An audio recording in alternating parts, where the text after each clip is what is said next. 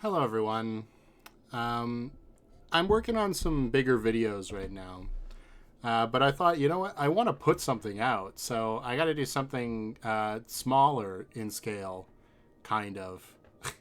And so I was like, oh, you know what? I'll do a tier list video, classic Guilty Flygon, low effort content. And for some reason, I've cursed myself into doing 160 plus Deltarune theories and ranking them. To be fair, I'm not going to be ranking all of them because some of them I've talked about extensively, like most of these night choices. So I'm just going to choose not to do those ones. Because if you want to know how I feel about them, then what? How did I manage doing that? If you want to know how I feel about them, it's very easy to find out. Just search up a video on my channel about it. Although some of them I think I've probably forgotten about already. So, oops. I should name the tiers, though. I was going to name this Determination, but I'm going to have to call it DT because Determination won't fit. Strong, good, mid, ooh, and purely speculation. I should start out right by saying any of these could be right. We don't know at all. So even though I think something is less likely than something else, doesn't mean I'm right. All right. So if you, in fact, really like Chris is dead theory and I end up not liking it, that's fine. So yeah, the determination, I'm basically going to save it for stuff that I feel is almost already confirmed. So there's not going to be very much in there. Most of the stuff that's good is going to go in strong. And yeah, that's how you know. So a few of these I hadn't heard of before, as you might expect, but less than you might expect. It's like only to here. These were this first row, other than Asgore will be in a dark world and Caddy will be in a dark world, were theories I hadn't heard of. And most of that's because it's somebody's very specific theory that's like a video and not something general like Chris is a vessel. So I'm going to whip those off right away so I don't forget about them because I just learned about them. I haven't had much time to really stew on them. My analysis is going to be very light on these, so... here we go. True name, Terra.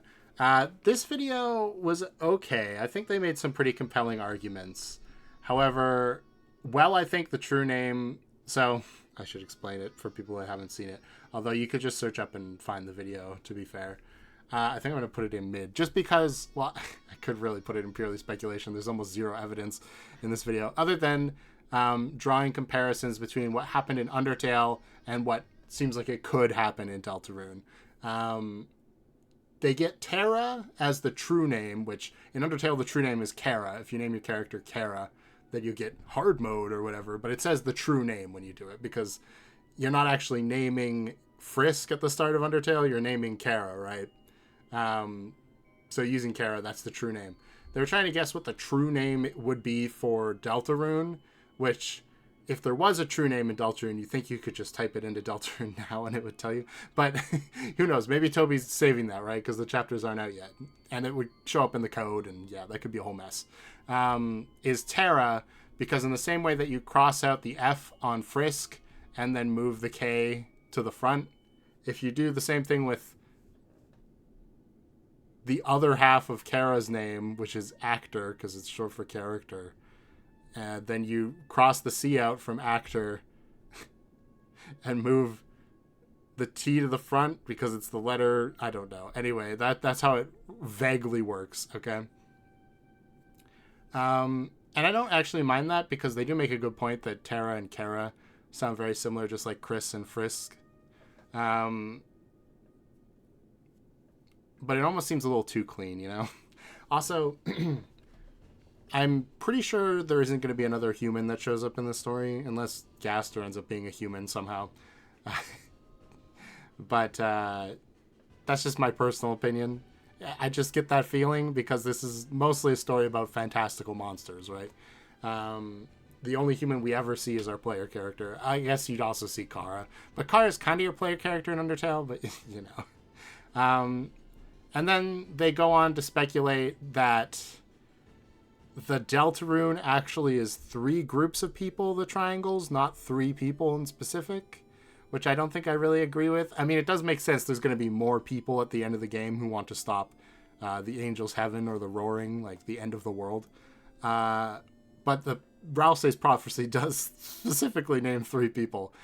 They also assume, and this I could actually see, that Chris and Terra, because they're opposites, will have a party for each of them, where like Chris will continue to work with Ralsei and Noelle after, you know, they decide to destroy the world. And then Terra will work with Susie and Lancer, who Lancer's also kind of a prince from the dark, so we're thinking there might be some sort of a twist there. I understand that. They're very adamant that Chris is evil, which I don't personally believe, because they're also pretty adamant that Kara is pure evil. Which I guess the demon, quote unquote, that we see in the kill everybody route is pretty evil.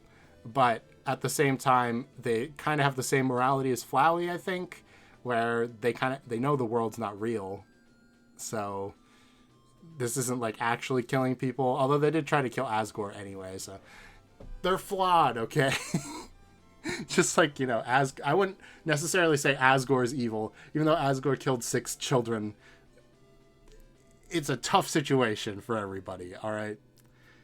Anyway, Deltarune is Undertale's fanfic, Gaster's Undertale fanfiction. I'm putting this in joke tier, but it's honestly very funny. The idea that the reason Deltarune's coming out in chapters is because Gaster is taking a long time to update his fanfiction, and he's got like all of his he's super bored sitting in like the space between time and space. So he's just writing this fan fiction to entertain himself, and we're just like living through it. And he's like, it's a high school AU, and like everything's kind of the same but different. And if time had advanced a bit since I've been gone, Gerson would probably be dead, you know, like that kind of a thing. It would be very funny if true, but I seriously doubt that's what Toby's dream was that inspired Deltarune, is that it's like an omniscient god creating a fan fiction. From the same video, Gaster split the universe of Undertale and Deltarune by accident. This is pretty funny, but also I'm going to put it in purely speculation tier. The idea that Gaster was trying to pick up the pieces of himself when he was scattered in time and space and accidentally broke something and splintered Deltarune and Undertale into 2 different timelines. It could happen, but yeah. Connection theory. Right. So this is actually something that's come up in my theories before on this channel. So if you watch my videos, this will sound familiar. The idea that a Lightner's memories, or their like desires even, like that span of thing is their power, essentially. There's more to it than that, but and I like Spooky Dude. I'm not trying to be mean. It's kind of meandering. It does feel probably a lot like my videos, where it's like, okay, so what was the actual main point? And that's why I had to get into doing the slideshows, because then I'd be tethered back and I'd be like, right, so here's the conclusion. I think it's correct on that mark that the Lightner's dreams / memories are their power in the dark world. That I can greatly agree on. So I'm going to put it in good. This isn't really judging the theories on their quality of telling the theory. So actually, I'll put it in strong.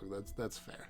I think in general, Spooky Dude has the right angle on Deltarune. And it might just be because we have a similar angle on Deltarune. But we'll get there.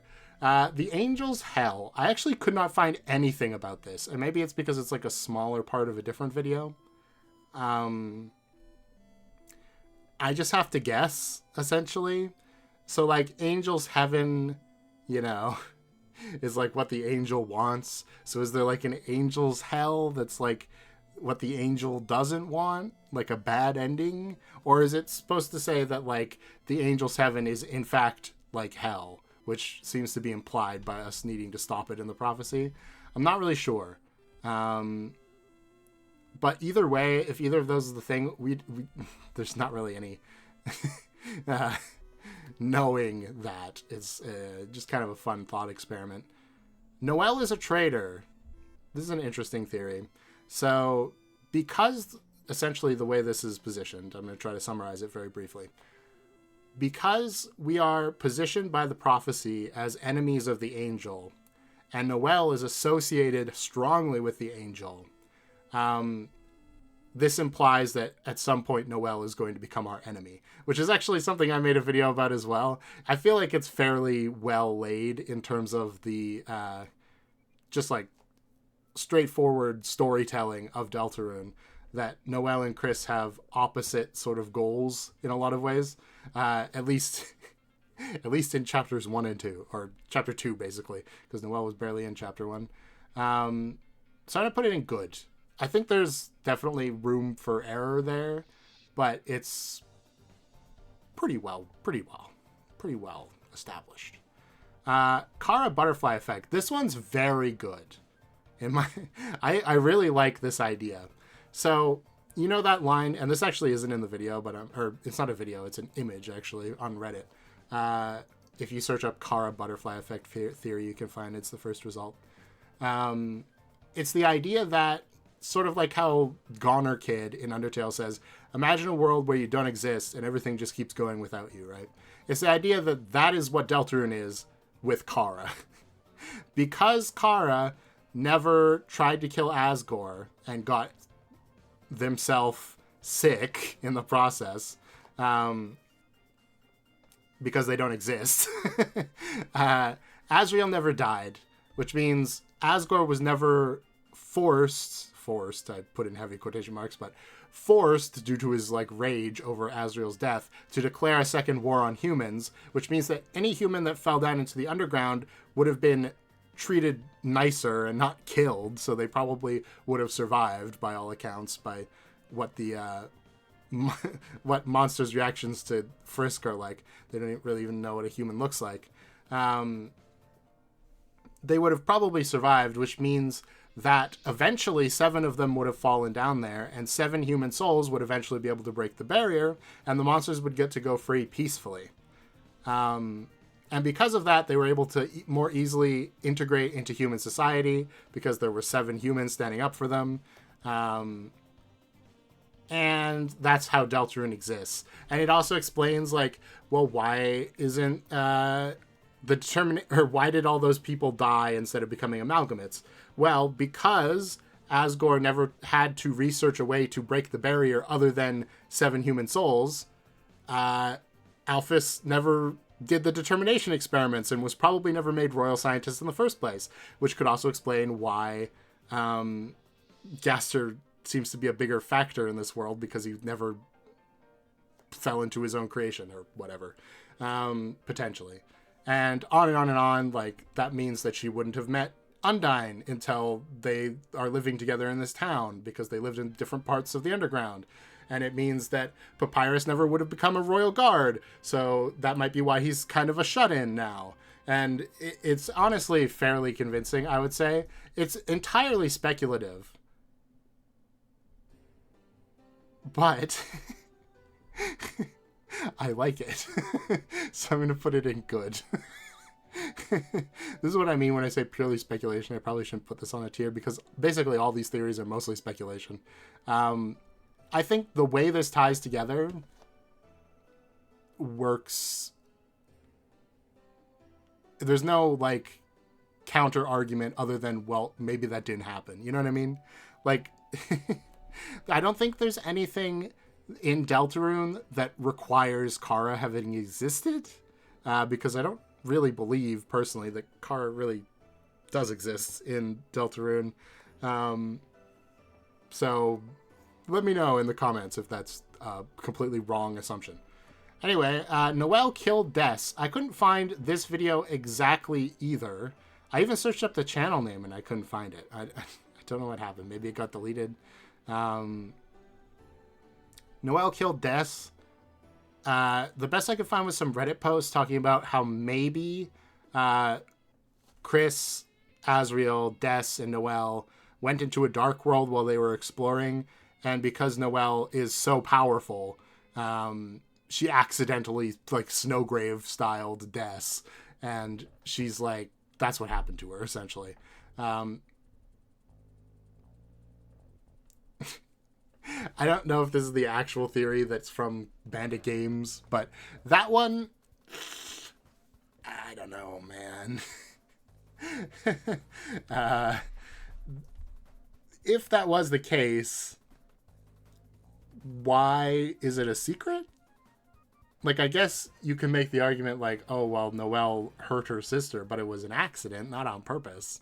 And I know, like, there's a potential because Noelle's mother is the mayor that there might be a cover up there to sort of, you know, keep the public safe.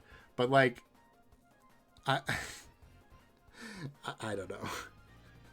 You'd think, like, if that did happen, then the forest would be, like, barred off, and, like, there would have been some sort of repercussions with Chris and Noelle and Azriel that don't seem to have occurred. You know what I mean? Like, I know that they've covered it up, but you'd think that, like, Toriel will be far more invested in making sure Chris doesn't do anything weird, you know?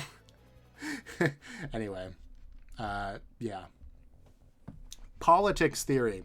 This is the idea that each of the secret bosses in each of the chapters will represent a different kind of political affiliation because Spamton is clearly capitalism and Jevil is clearly anarchism. And those two work, but, like, the rest of the theory just imposes random, like, they say that chapter 3 will be communism because it's our dark fountain. Haha, very funny.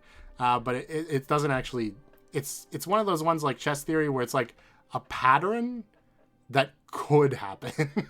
So I'm going to put it in mid. Gaster fanboy theory. I couldn't really find much about this either, other than the idea, sort of like the fan fiction thing, that because this Gaster has connected us to this world, he's like watching behind the scenes with vested interest, I guess. I'm going to put it in repeat for that reason. But if you know what that's specifically talking about, let me know. Naked Ralsei theory. Now, this is literally joked here. This is the theory that because in Chapter 1, Ralsei has a longer coat than in Chapter 2, or I guess the end of Chapter 1 when he reveals his true identity, then in Chapter 3, he'll change his look again and it'll be even shorter. And eventually by Chapter 7, Ralsei will be naked. Very important theory. Ralsei equals trans femme. There's a lot of these Ralsei gender theories. I'm not exactly sure why. I guess because, like, Susie is a person. Because, like, Susie doesn't really act girlish, if you know what I mean. In the same way that Ralsei doesn't act boyish. But all of these exist for Ralsei specifically. Like, there's one, Ralsei equals girl. We looked into this the other time I did a theory ranking video. And the evidence was basically like, well, Ralsei acts like a girl, so Ralsei's surely a girl. Secretly. And this kind of feels like the same way, but it's like a little deeper, I'll give it that, where it was somebody who made an observation that Ralsei reveals their true identity in Chapter 2, or his true identity in Chapter 2. Let's be clear, because they do use male pronouns for Ralsei and everything, and he does on himself as well. That this, like, reveal was kind of like a coming out, and it was him going from, like, this sort of shadowy appearance to something more, like, in the light. I can understand that,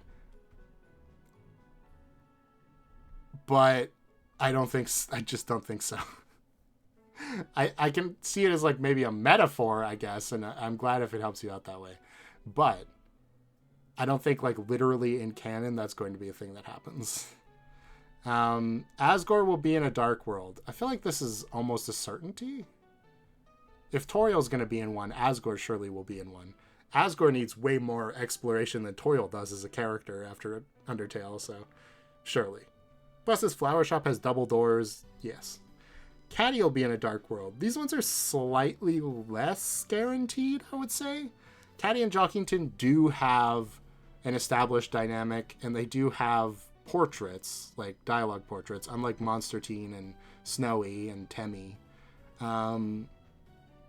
So I think it's a fairly good chance. I'm just not exactly sure where they'll fit in story-wise, because, like, Chapter 3, they're definitely not going to be in. And Chapter 4, I guess, is their last chance, really, because Chapter 5 definitely feels like it's going to be the church. And that's going to be about Rudy probably dying. So I don't think having their, like, comedy shtick will really work in that chapter. And then Chapter 6 and 7 are probably going to be pretty plot-heavy, wrapping up the whole plot of the game. So I don't think we're just going to randomly throw Caddy and Jockington in at the very end either. So they've got a very small window, but it's definitely possible. Papyrus will be in a dark world. Personally, I'm leaning towards probably not. It seems to me that Sans and Papyrus exist in this world because they're extremely popular characters, rather than, actually really contributing to the plot. In the same way, like, Undyne and Alphys also exist in this world, but I also don't feel like they're going to be big players in the plot, which you might be thinking, hey, but, like, isn't Undyne going to be the cop that shows up in Chapter 3? I personally don't think so. But if that isn't a theory in here somewhere, because I don't know, we'll see, then I will talk about that. Sans will be in a dark world. Yeah, I'm putting that in the same way. Rules equals important.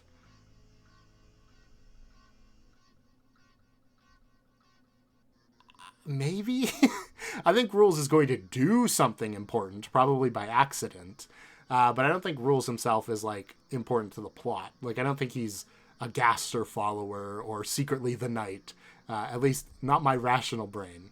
My Rules card is the Knight brain. Definitely is giving big thumbs up right now. Intros to the chapters are flashbacks. Oh. Intros to the chapters? Like, I'm trying to think what this means. Like, the school segments happen in a different timeline from the Dark World segments? I feel like I'm just confused by this one. Sorry. I think the ending, like, of Chapter 1 taking place at a different time, at the end of Chapter 1, I could have bought that. But, now that we've got Chapter 2, I feel like that's basically deconfirmed. Which, to be fair, there's another theory on here that's definitely from Chapter 1 that's been deconfirmed, but we'll get to that. Actually, maybe I should make a deconfirmed tier.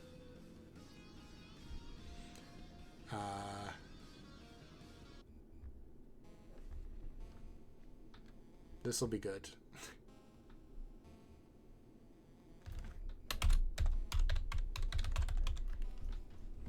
We'll just throw that in there. Maybe it's something else and I could be wrong, but that's what it feels like to me.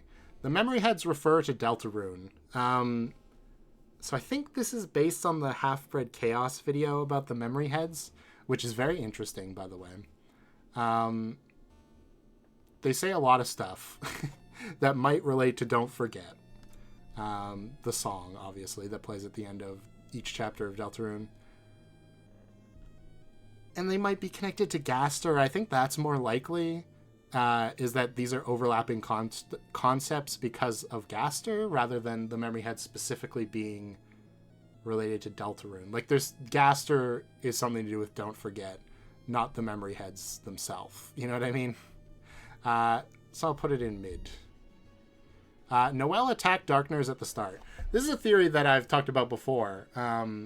Noelle, in Chapter 2, when we find her, is sitting in, like, a battlefield, sort of, where there's, like, burn marks on the ground.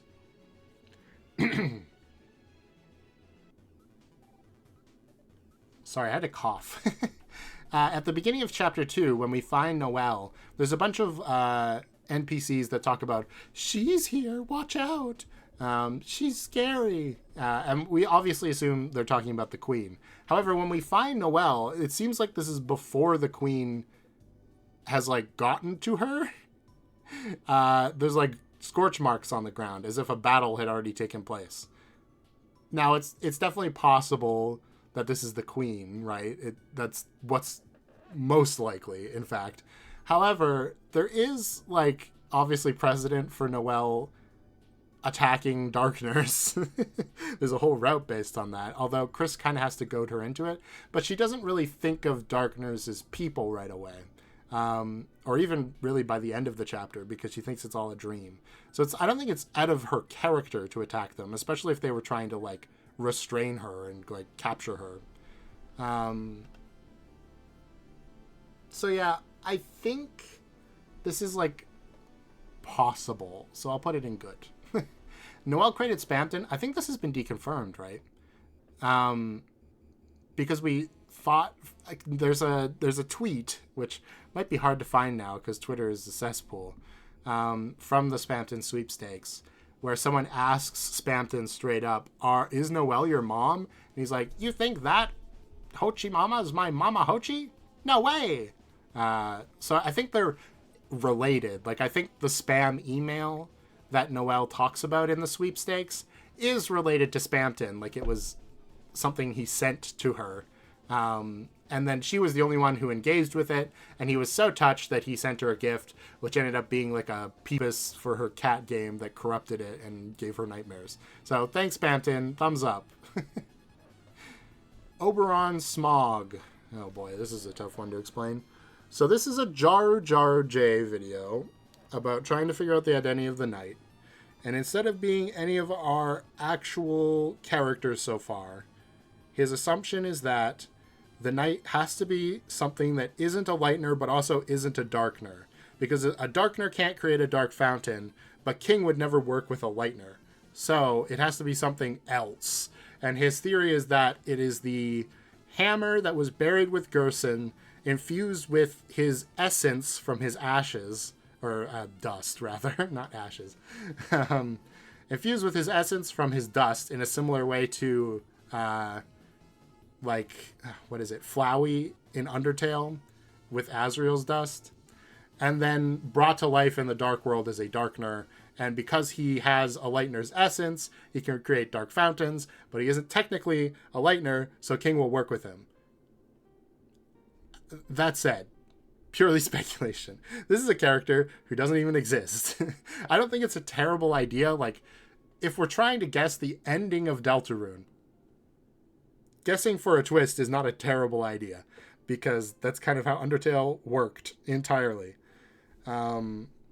However, I just can't get behind this one. I'm sorry. And I'm a Gerson fanatic. I think Gerson's very important. Player will leave Chris / become the vessel, or control the vessel is probably what I would say. The vessel's going to do something, for sure. I'm not going to put this in purely speculation, because, I mean, we made the vessel. Clearly it's going to come back in some extent, and what else would it be other than a character we control for a little while or fights us? Or somebody else controls, I guess. However, I'm not convinced, like I think a lot of other people are, that like the end game is that we fight Chris and like the vessel is our way to do that, you know? Ralsei cares about the player, not Chris. Now, this isn't confirmed, but this feels so true. Because everything Ralsei does is to cater to us as players, not Chris.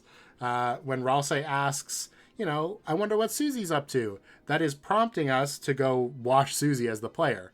Chris gets nothing out of that.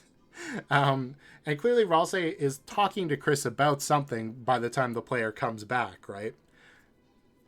Probably something like, I'm sorry that you don't like getting along with the player, Chris, but you're the player character, so deal with it. This is the only reason why I can see what happens in T-Theory, which I guess I'll just bring up T-Theory right now. T-Theory essentially says that the T that heals, the T you can buy in Chapter 2 that heals certain characters based on their relationships with one another.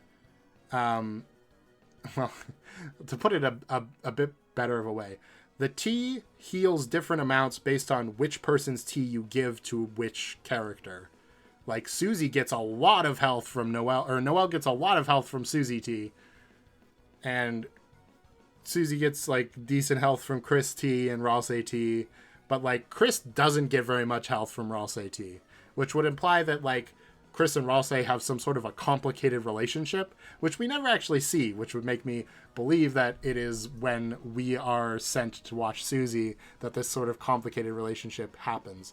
It could be that, or it could also be that Ross reminds Chris of everything they aren't, which is a member of the Dreamer family that's a goat and, like, nice and studious and everybody likes them, you know. Anyway, I feel like T-Theory is basically confirmed because there's no other explanation for why Noelle would get 200 HP from Susie T, other than the fact that Noelle loves Susie. So it's based on how much you like the person whose tea you're drinking. I can't think of another explanation. Because it's not a one-off thing either. Like, a lot of them make some pretty decent sense. I just can't remember the stats other than that one off the top of my head. Ralsei cares about the player, not Chris. I feel like that's very strong. The final thing I want to say about it is the thing that puts the nail in the coffin for me, personally, is in the Snowgrave route. When we don't go with Susie, Ralsei seems very concerned. And, like, there's no reason for Ralsei to be concerned about that, unless Ralsei's concerned that the player is missing out on something, and that might make the player angry or discontent, you know? Because, like, I don't think Ralsei and Chris actually see what Susie's doing when we go over to see Susie. So I guess the other argument you can make is Ralsei is anxious because we've gone off script and he knows what's supposed to happen, but it's not happening. I guess that's another possibility, but I still think this theory is quite strong. Ralsei has a crush on the player. This is more or less the same thing, just a different angle, so I'm going to put it in repeat. Ralsei seems to have some sort of feelings with Chris. So if Ralsei cares about the player, then that's where those feelings are actually being put on. You know? So it kind of goes along with what we just said. Ralsei has a shadow crystal. This is interesting, right? Because Ralsei does have information that he shouldn't have. Like, he knows about the layout of the school and people's names before we tell him them. Which ostensibly you could maybe get from a shadow crystal, but that depends on your interpretation of the way the shadow crystals work as well.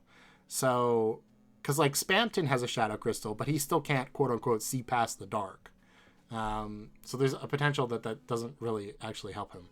Anyway, when Chris looks through the shadow crystal, Chris sees whatever the room is that became the dark world when you're in the dark world.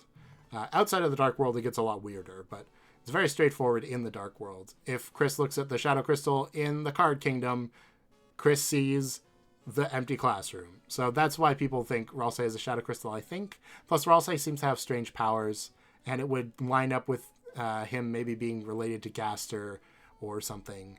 I think it's... there is some evidence to suggest that could be possible, so I'm not putting it in purely speculation, but I feel like it's fairly weak because there could be a lot of other explanations that we can't really get to at the moment because we don't have enough information yet. Chess theory. Okay, I was talking about this earlier. It's sort of the same level as Where's Politics theory. Yeah, these are like sort of the same idea. Chess theory says that each main boss of a chapter will be based on a chess piece. So, king, obviously based on the king. Queen, obviously based on a queen. But obviously there's also a knight piece in chess, and obviously we're going to fight the knight at some point, most likely. So that goes together. The rook and the bishop also are out there. And the final chapter potentially being fighting against a pawn makes a lot of sense if you believe that we're going to be fighting either like the Vessel or Chris. I think I like chess theory more than politics theory because at least chess theory seems to make sense in the future. Like, there are 7 chess pieces, there are 7 chapters. The first 2 are king and queen. And they sort of work the same way their chess pieces do too. Like, king waits at the end of the board for you to come attack him, whereas queen is traveling all over the board in every which direction, kind of like a queen piece does in chess. We'll have to see. Chapter 3 will be the make or break for chess theory. The problem with politics theory is there isn't actually any like set in stone order of which political like affiliation would go with each chapter. So you could just like fudge it and be like, actually, it was right the whole time. It's just we didn't have the right political alignments in the right spots, you know? So I do think chess theory is stronger, personally, but, you know. Ralsei equals Chris's ideal self. So this is definitely... There's definitely some evidence for this, whether you believe it or not. Ralsei has little pink horns. Chris used to wear a red horn headband. I did see in one of these videos, or I did hear, I guess, because I was listening to them. Someone brought up that they don't think the headband can be Ralsei because Ralsei's horns are pink, whereas the headband is explicitly stated to be red. However, I would bring up, if Chris wore that headband every day for years, they would get sun bleached and probably look more pink, if they were made of plastic anyway, than red. So it's definitely possible that there is a crossover there. And given that might be true, Ralsei looks like a dreamer. Ralsei is nice and kind and everybody likes him. This seems like a very strong theory. The one thing that I've said in the past that I feel like is a knock against this is the fact that Ralsei doesn't use they, them. Because I don't think, personally, Deltarune is going to get really into, like, gender ideology. I don't really want to say it that way, but, you know. I don't think we're going to do a deep dive on Chris's gender identity, basically, is what I'm saying. So I don't think there would be any reason for Toby to make Ralsei use he, him pronouns and Chris they, them pronouns if Ralsei is supposed to be an idealized form of Chris. You'd think it would either Ralsei would use they, them, or Chris would use he, him, but that's not what happens. So that is my knock against it. I'll put it in good, though. There's definitely still room there. And maybe the he, him stuff comes from Asriel, right? And trying to be like Asriel. Ralsei equals evil. This is a very popular theory that I don't believe in. I'm putting it in... Is it good or mid? I guess I'll put it in good. Because there is significant evidence that Ralsei isn't letting on everything that he is, right? He's hiding stuff from us, right? I just don't necessarily think that makes him evil, personally. I think just like Chris, who's doing things that maybe we don't understand and seem bad on the surface,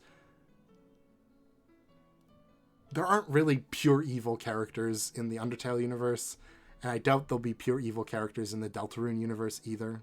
Everybody's got some sort of motivation that makes sense to them.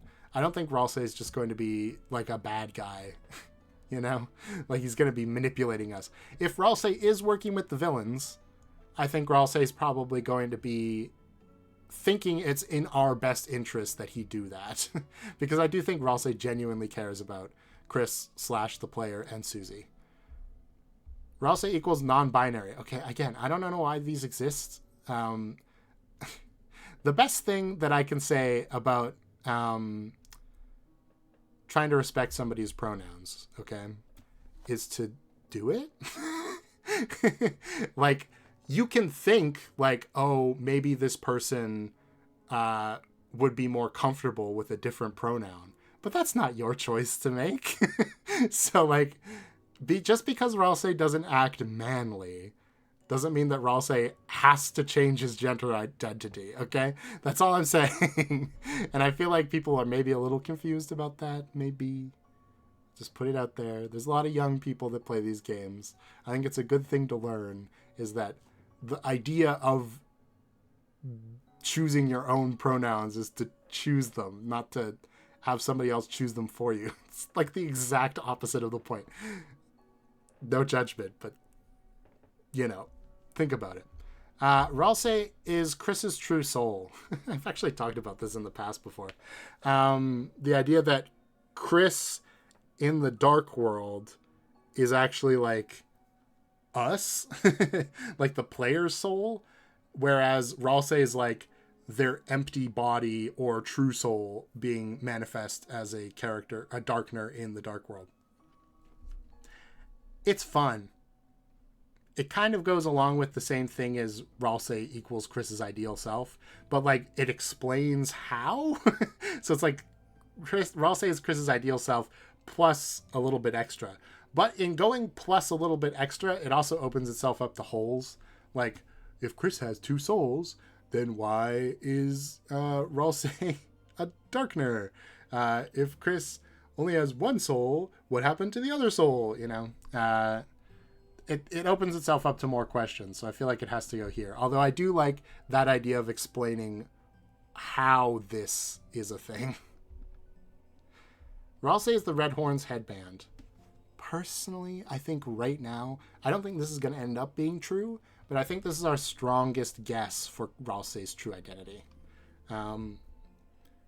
It explains why Ralsei looks like Asriel and is like Chris's ideal self, I think the best way you can, because it's literally an object that is tied to Chris's self-image as a dreamer family member and wanting to be more like their older brother.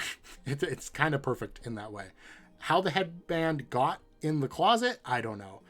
If you believe in my favorite theory right now that the bunker is actually a series of tunnels running under the ground with a dark world in it that we are leaking up by puncturing holes in the floor, then it's possible that the headband actually got lost in the bunker back when Asriel and Des and Noelle and Chris were exploring it, probably. The forest behind the graveyard area, at least.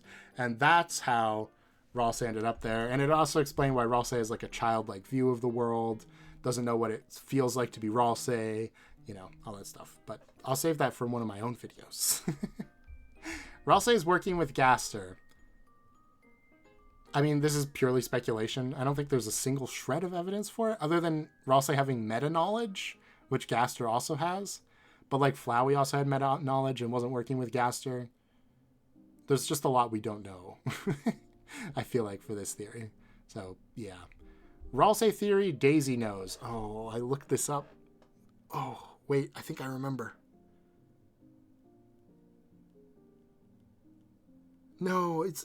oh, right. Okay, no, I remember it. This theory is very off the wall in a way that I'm a fan of, because I try to make my theories off the wall, too. This theory is that Ralsei is actually hometown itself, or, like, represents hometown.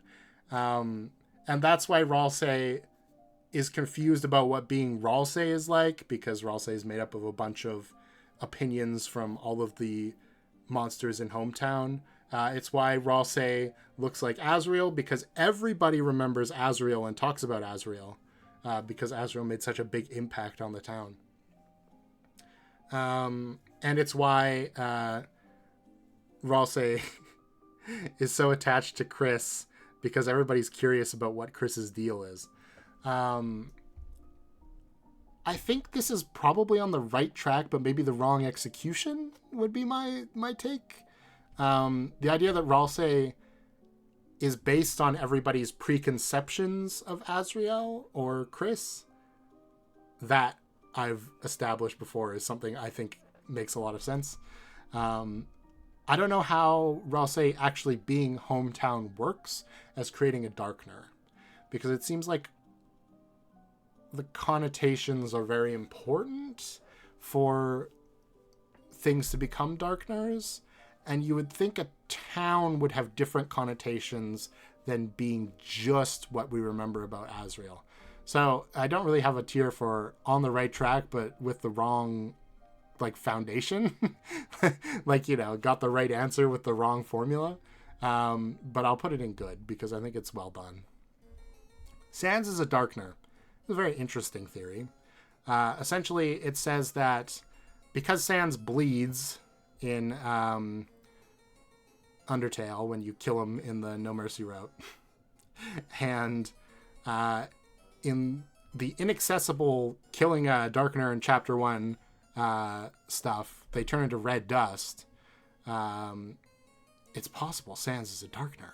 Also, you'd never know, because the Darkners or the Lightner sprites are in black and white in the Dark World, whereas the or on both worlds, whereas Darkness have color sprites, but Sans is just his skeleton face. So you never know. It's already in black and white. And there's all this evidence Sans is from the Deltarune universe that you can believe or not. I think it's an interesting theory. But yeah, I think that's as high as I can go on it. Definitely feels like it's in a different league from these four. Chris is Deltarune's Kara. Now, I mean, you hear this a lot, right? I don't know what this specifically is referring to. Is it referring to the idea that Chris is literally Kara, but just named Chris? Or that Chris has taken the place of Kara, and Kara still exists in the world? Because I've heard both. I'm going to go with the one I think is more likely, which is that Chris is a version of Kara in Deltarune. Like Chris is the Deltarune version of Kara that never fell down and then got taken in by the Dreamer family later or something, if you want to believe the butterfly Kara effect theory. I feel like this one has to go in here, though, just because we've got zero information about this. It's just, what do you think? One or the other, 50-50 chance. Either Chris is or is not Kara. The secret boss is equal to 7 deadly sins. I've heard this before, but I've never actually seen anybody explain which one's which. Like Spamton being greed, okay, I understand that. What's Jevil? Sloth? Because he doesn't actually, act on anything? He's got infinite power but doesn't do anything? Or is he Wrath? I don't know. He's not Lust, okay? Gluttony? No. Envy? Maybe. I could maybe see Envy. But he seems like the opposite of envious of the Lightners, being in their tiny cage, as he puts it. I'm going to put this in purely speculation. It's like politics theory, but with even less to it. Like, I can't even figure out what... At least with politics theory, you can figure out that Jevil is anarchism and Spamton is capitalism. With this Deadly Sins one, I can't figure out what Jevil's supposed to be.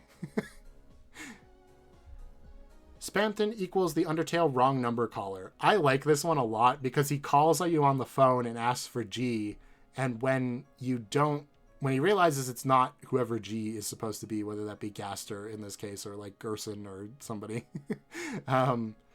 he plays like a corporate-esque jingle that is the wrong number song. So I think this one's good. There's not really a lot of evidence, but there's not really a lot of evidence against it either. You know what I mean? And if you believe what I believe about the Entry 17 noise, which is that instead of actually relating to coming from dark worlds, it's connecting from one world to the other, then this would make a lot of sense. Anyway, Susie's from a human community.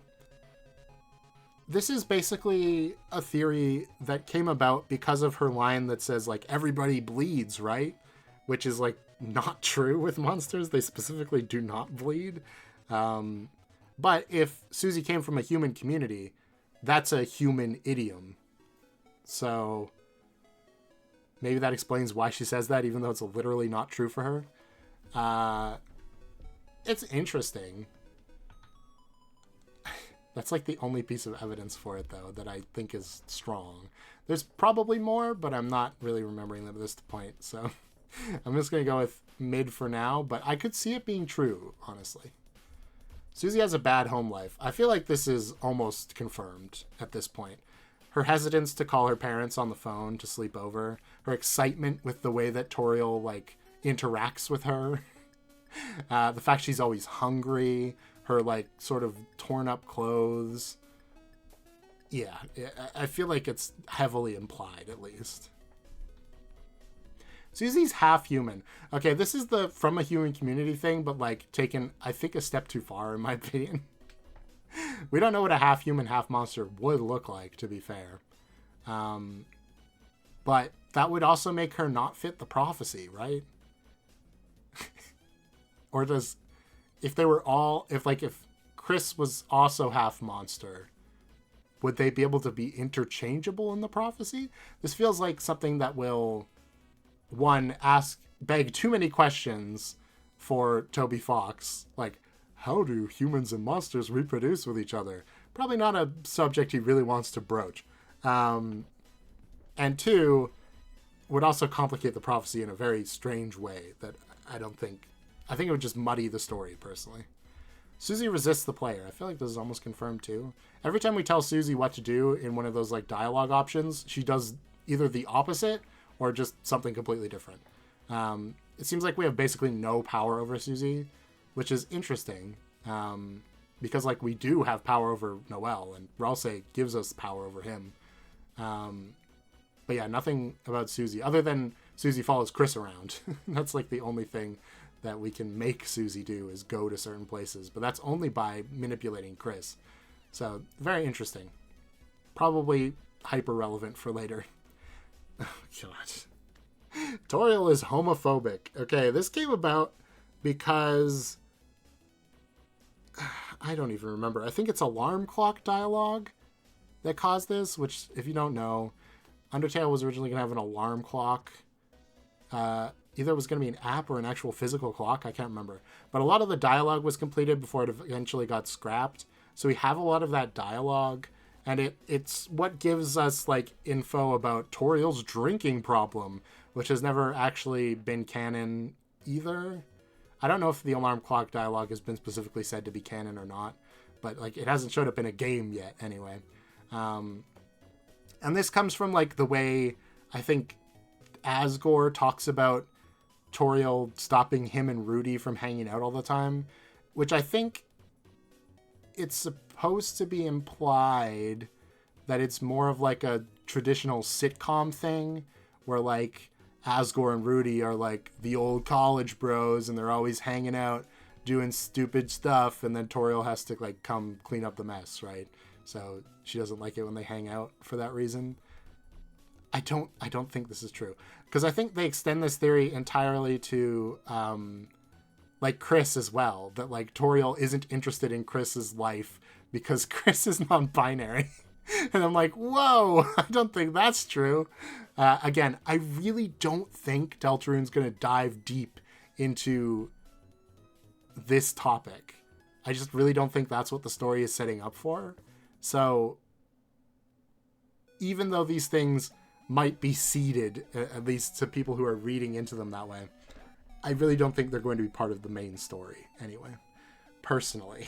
But I could be wrong, and I would be not mad if I was wrong. I want to be clear on that. I think especially Noel has some interesting places you could go if you wanted to explore those topics. I just don't think it's going to. So I just don't want people to be disappointed, okay? Toriel will kill Undyne in Chapter 3. Undyne will be in Chapter 3. Okay, well, Undyne would have to be in Chapter 3 first for that to be true. To be fair, this is literally a 1 and 2, right?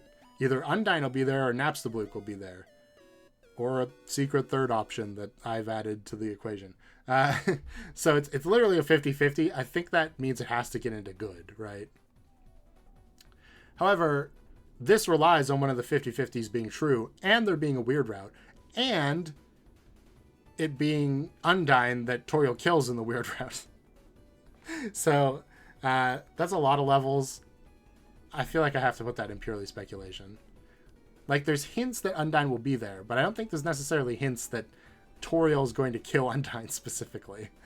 And on that route, literally, there'll be a weird route with Toriel. I think this feels correct, because it feels like Toriel is someone we'll be able to manipulate in the same way as Noel. So I'll put it in good. But that does also require, well, I guess it doesn't require Undyne or Napstablook to specifically be there, so never mind. It just requires Toriel to be there, which he most certainly will be in some capacity. Chris is Deltarune's Frisk. I personally believe Kara is a much stronger candidate in that case. But if you want to think of it like Chris is Frisk if they were raised by the Dreamers, so they're basically Kara, then it's kind of basically the same thing. You know what I mean? It doesn't really matter who Chris is. It's the circumstances of their upbringing that has made them resemble Kara. That's kind of where I'm at. Undertale Sans is from Deltarune. I mean, we already basically touched on that. Sans' brother isn't Papyrus in Deltarune. This would be very funny. But I don't think it's true, purely because the Deltarune store page mentions Papyrus being busy, which is a joke that Sans says about his brother being busy in the game. So I feel like it's definitely confirmed to be Papyrus. Also, Papyrus's font is in the code, so he's in the game in some extent. The soul does not equal the player. There's not really much I can say about this. It's kind of a 50-50. Like, if the soul itself doesn't equal the player, we're still involved somehow, you know what I mean? So whether or not we're the soul or we're some other force, I don't think it really necessarily matters. The soul is just the most convenient representation of our power over Chris. It could be something else, I suppose.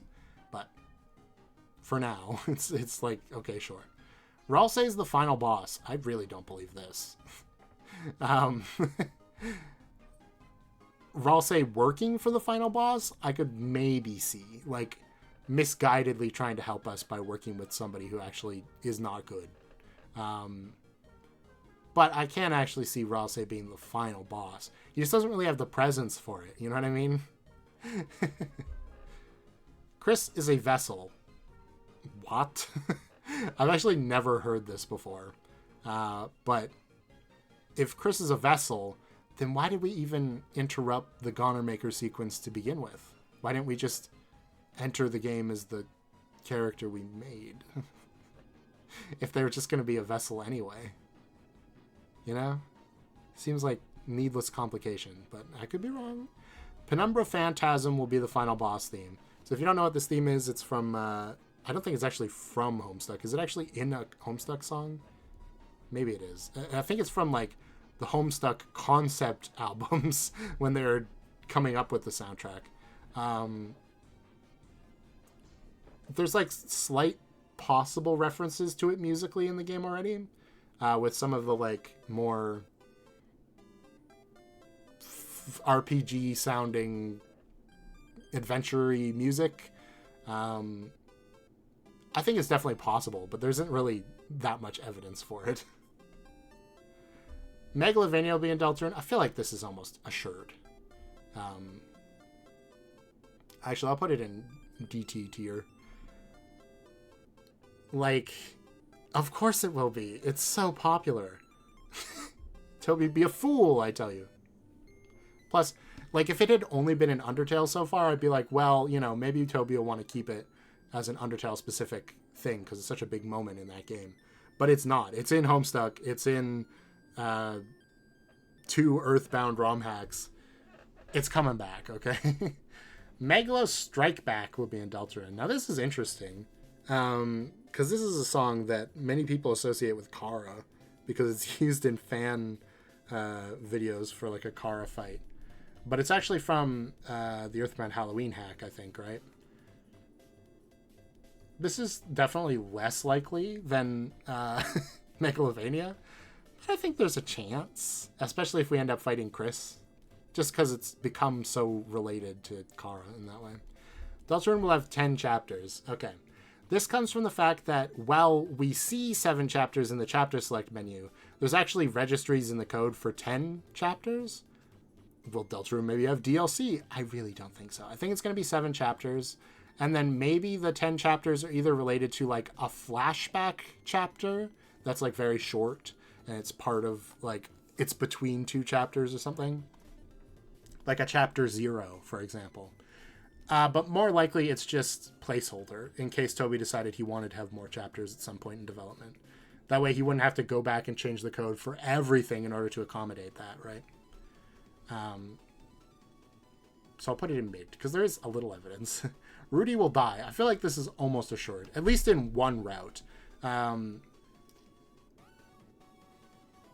Why even set up that he's sick and dying if he's not going to actually die? I mean, it would be to motivate somebody to save him, but I feel like that means in one route or the other, he's going to actually die, right? Des is in the bunker. there's definitely some evidence for this idea, but it's not particularly strong. It's only really that the only thing we've heard about Noel, the only thing we've heard about Des is from Noel talking about that moment when they went exploring behind the graveyard, which that either means it's the forest that we can't access by the church, which doesn't seem very likely, or it's the bunker, which seems way more likely. And if Des got lost sometime near there, it would make sense if she's still in the bunker somehow. But there's no real evidence for it other than the bunker seems important. Des is missing, so she's not in the town. We haven't seen inside the bunker, so she might be in the bunker. So really the only reason we think Gaster's in the bunker too. Although I'd say there's a little bit more evidence for Gaster being in there, given that the Entry 17 sound is playing by it, and that is heavily associated with him. So Deltarune will have one ending. I mean, Toby did literally say this, but we also literally have two routes. And the theme of the game that I think is being set up to be subverted is that your choices don't matter. So I'll put it in strong. Chris is dead. This one's weird, but I don't necessarily think it's impossible. The idea is like Chris doesn't have a soul, seemingly, other than the one that Gaster like whooped into existence that we inhabit, seemingly. So that means that that multiple people describe Chris as sounding like a zombie. Chris's body in the dark world is colored blue for some reason, which might imply that they, don't have blood flow going, something like that. There's definitely hints to it, and I'm not entirely happy about that, because I really don't want that to be the case. So I'll put it in here. Deltarune will have multiple endings. I mean, it's the exact same level as this, but slightly worse, because Toby's confirmed one and not the other, but the game has kind of confirmed this one, but not really, because there could still just be one ending and it converges at the end, but Choice theory. So this is literally what I was alluding to like 5 seconds ago, where I said that I'm pretty sure your choices don't matter is going to be subverted. And that's basically what this is. I'm going to put it in good, I think, because it's definitely, there's a setup there, and there's precedent with Undertale for something like that. Because Undertale's early on statement of sort of the theme that was subverted is, in this world, it's kill or be killed, right? In this world, your choices don't matter is sort of the same statement of the theme. Whether or not it'll be subverted, we're yet to see, but, Anagram theory. I can only guess this is related to the fact that, like, Deltarune's an anagram of Undertale, Chris is an anagram of Frisk, and also Risk, and Ralsei's an anagram of Asriel, and all of this means something. I'm not sure what. So I'll put that in good. I mean, there do be anagrams. What they mean, I don't know. Chris is the final boss. There's definitely setup for it. I feel like I have to put it in strong just because we've already set up a conflict between the player and Chris. It feels like it could happen. But at the same time, I feel like, I don't know, man. I don't know. We'll see. Deltarune is an Undertale alternate timeline. So I could be really pedantic and say, like, well, is it an alternate timeline or an alternate universe? But I get what they mean, and that's basically kind of confirmed, right? This is like an AU of Undertale with, like, a different setting, essentially. Sky is Forever Blue is connected to Deltarune. I hurt inside. I don't think people who thought this are necessarily stupid, okay? Because it was like, we were kind of starved for content. People needed to make videos. I understand that. But, like, why would Toby spoil the ending to his game in a collaborative music video with another indie developer who made a game with a very similar sort of message to the video? It feels like just a little bit of a reach is all I'm saying. I'm not saying there could be no connections, but when people are saying like the girl in this video has a ribbon and like the ribbons, Noelle says they seem familiar, which means they might be Des's ribbons, and so this character is actually related to Des. It's like, okay, well, that's like 5 steps of speculation. So we're gonna leave it there.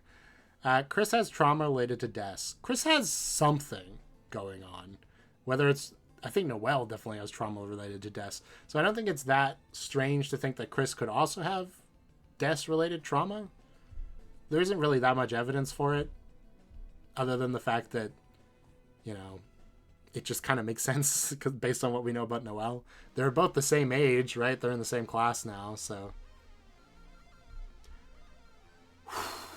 Okay. Multiple nights theory. How many do I have left? Oh, God, I'm only like, well, I'm a bit more than halfway. Maybe I can make it. My voice is already starting to die. Multiple nights theory. The idea that there is no one night, but a different darkener creates a dark fountain every time. This is very interesting.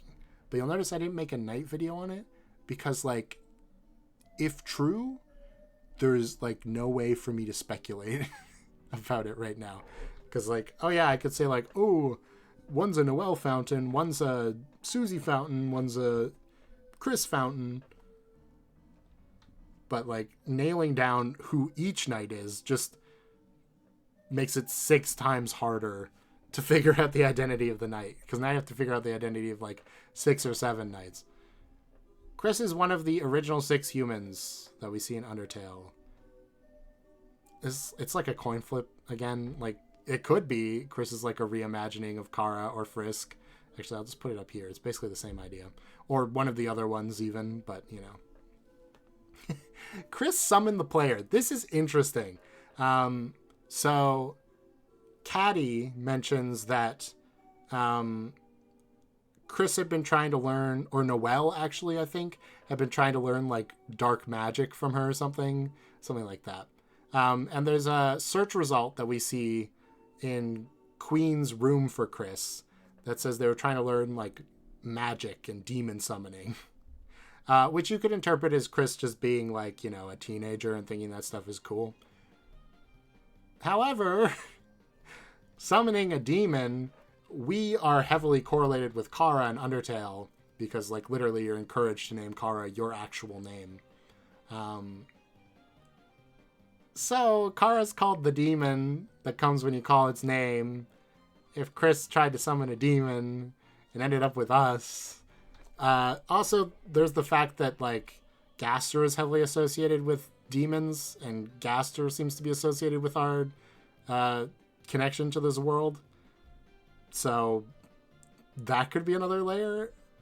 If Chris was trying to actually do demon summoning, I feel like this is a pretty good idea. But we don't really know. Secret bosses will all have a different soul mode. Now, again, we've only had 2 chapters, so this isn't confirmed, but I feel like there's a very strong possibility this is going to be true. There are 7 soul modes. There are 7 chapters. There are 7 secret bosses. You can say the same thing about the Deadly Sins, but at least, like, again, the first 2 both use different soul modes. From each other, which again isn't really saying much, but I just feel like from a gameplay standpoint that only makes sense, you know. Chris made the fountain for sympathetic reasons. Now I don't remember the exact content of this video, but I believe a pretty big crux of it is the idea that Chris is trying to protect the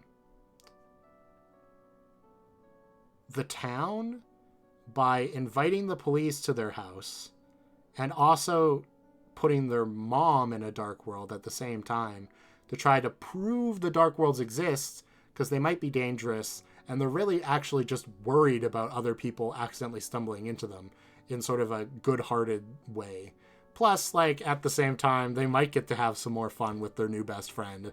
You know, it's not that big of a, you know, with Undyne and Toriel there, nothing bad can happen, right? Now, this isn't confirmed, but I feel like there's very strong push in this direction from the narrative of the game, right? Nobody hates Chris. People hate Susie for being mean. Nobody hates Chris. they just don't understand Chris's deal, essentially. And you'd think if Chris was really just like this chronic prankster who never did anything nice for anyone, that people would hate them. I mean, you know, monsters are very kind-hearted, for sure. But, like, you'd think they'd have a much more complicated relationship with Toriel. Maybe Toriel's just too permissive. I don't know. But I feel like while we have gone in to this world with pre-expectations of what Kara will be like, and we're imposing those on Chris, we're keen to see all the ways that Chris is doing bad things.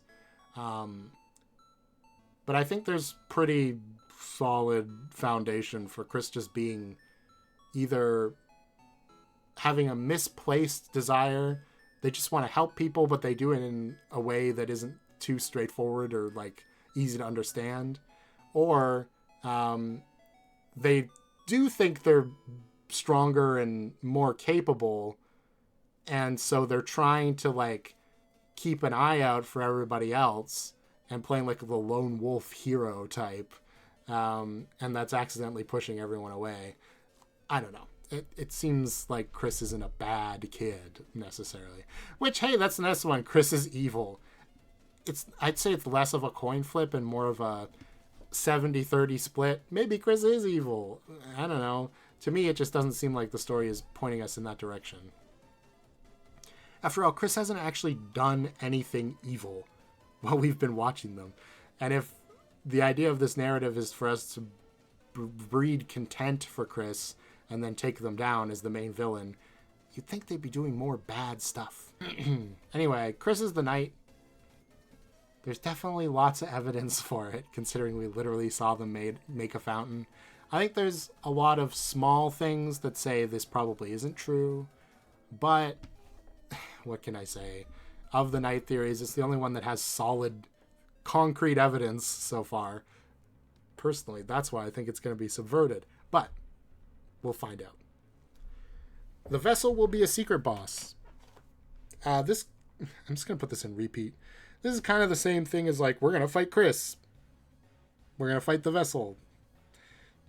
It all kind of goes on the same thing. There's not really evidence for it. It just feels right, considering we know the vessel's going to come back eventually. Gaster is the knight. It could happen. I feel like it'd be very unsatisfying if Gaster was the knight. I feel like Gaster is the Azrael to this story in the way that the knight is Flowey. Or Asgore, rather. That's what I should say. The knight is going to be the boss that's built up through the whole story, and we fight them and defeat them. And then Gaster's going to swoop in afterwards and twist the plot around on us. Papyrus is the knight. Did I talk about Papyrus Knight? I did. I also talked about Alvin Knight at length. Lots of Knight videos if you want to watch those. Wink. Undertale Kara is possessing Chris. Literally the only evidence I can think of for this is the soul colors are the same. Well, I guess we're also related to Kara, so there is that. And we seem to be related to the Red Soul. And then the one time where Chris takes the knife and does the Kara thing at the end of chapter 1. There isn't really evidence against it, but that's because there's not really, like, strong, I would say, evidence for it. But I'll put it in good. It's definitely possible, I guess. I just don't feel like it's gonna happen, personally. Kara's the narrator in Deltarune. Okay, no. It's already kind of hard to justify Kara as the narrator at all times in Undertale, where it would make way more sense. Kara being the narrator in Deltarune, if you believe Chris is Kara, then that makes sense, but a lot of these seem to be from either Chris's perspective or just like a general statement about the world. Kara is Azrael's college roommate, or should I say collage roommate. This person doesn't know how to spell college. It's okay. It's confusing. I didn't know until I was actually in college. Then I had to actually learn. This would be funny. There's not, like, evidence for it. But, like, sure, why not? Be a fun way to twist things. Frisk is Azrael's college roommate. Okay, again, it'd be funny. There's not really evidence for or against. Whew, okay, this is another big one. I gotta prepare myself. Okay. Submarine Castle Town from Bricks. A lot of people suggested I watch this video after my shadows on the wall theory, and the bunker theory too, I think. Basically, the crux of this theory is the idea that there is an oblivion realm, or the depths, as they are sometimes called, which I think depths is in here at some point. Isn't there a depths? Yeah, there's the depths. The depths is an idea that there's like a pure darkness dimension that we are punching into when a dark fountain is created. There's not really evidence for or against it. The only evidence is Jevel saying, "Hell's roar bubbles from the depths." But like, that's why it's named the depths. So he could be talking about any sort of thing called the depths. It doesn't necessarily have to be related to this idea of a plane of pure darkness. But like, sure, there's nothing that precludes it from being the truth, so why not? Submarine Castletown expands on that and says that, well, every other dark world is literally a leaking of the depths into the light world. The Castletown dark world is a dark world that exists within the depths. In other words, it's a darker dark world. And that's why it's made of pure darkness and why Ralsei can exist in other dark fountains. And then this, because it's in the depths, explains why Ralsei is able to move about in the way he does. Because, like, the dark world isn't tethered necessarily, this dark world, rather, isn't tethered necessarily to the light world. So that explains why it acts differently and why Ralsei can seemingly move anywhere, because he can just, like, move where the dark world is connected because it's in the same pool of darkness as the other dark world is, coming out of. It's interesting. I doubt it'll be true, personally. I kind of have to put them together because you have to believe in the depths before you can believe in this. It's certainly fine as an explanation. I don't hate it. In fact, you could kind of say it's like the Occam's razor sort of theory as to how Ralsei is able to do all these weird things. His dark world's special because it's made of pure darkness, so it can do different stuff, and it can, like, float around. It comes from where dark worlds come from, the same way Ralsei does. It's fine. The Grand Fountain made Ralsei special. I mean, we basically just talked about that with the depths and stuff, so I'll just leave that. Papyrus is the Eggman. Let me give you an egg. Papyrus being busy could relate to Papyrus being the egg giver. I don't think there's any evidence really for or against this other than the fact that we don't know what Papyrus is doing right now. So I'll throw it in here. Undertale's Underground is a dark world. What? But, like, then why don't the monsters have colored palettes like Darkners? Why is Sans the only one that has red stuff? What? Huh? Monsters bleed in Deltarune. Okay. This is the other explanation for why Susie says, everybody bleeds, right? Is that because monsters are eating solid food now, and not magical food like they do in Undertale, which is a true thing. In Undertale, all the food is magic. So that's why it can heal you instantly, and, like, it doesn't actually go through your digestive tract or anything. In Deltarune, clearly this is a highly human-influenced world now. Maybe the food is more solid, and therefore the Darkners have actual physical forms that can bleed, and, they're using their digestive tracts again. There's a cut Susie sprite where she bleeds when she falls off of the trash pile in Chapter 2. There's some decent evidence for this. I'll put it in good. The Four Shadows are foreshadowing. This is funny. So in Queen's Mansion, there's like 3 light puzzles, right? And one of them's Queen's face, and the other one's like a diamond. And then the final one has these like really odd shapes. There's like a green wave or a green sun or something, an orange boot-looking thing, magenta house, I think, and then and then the bluebird. Is there a 5th one? No, it's those. Is there? Hold on. Okay, yeah, there is 5. So 4 shadows is wrong, but because there's the bluebird, there's a yellow sun, a green wave, the magenta house, and then the orange boot-looking thing that we're not really sure what it's supposed to be. Basically, this theory is that they each represent something that the character is going to have to face.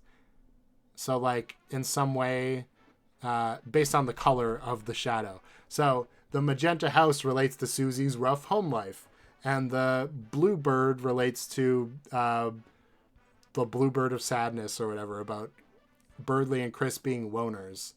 And then, it goes on from there. The green wave is something about Ralsei needing to learn more magic. It's interesting for sure. I don't think it really works, though, unfortunately. Des is the character in the code. There's like almost no evidence for this. It just feels right. So I'm going to put it in mid, but like, just know I totally believe that 100%. Azrael is the angel. Okay, literally yes, pretty much. There's almost no room for error. In Undertale,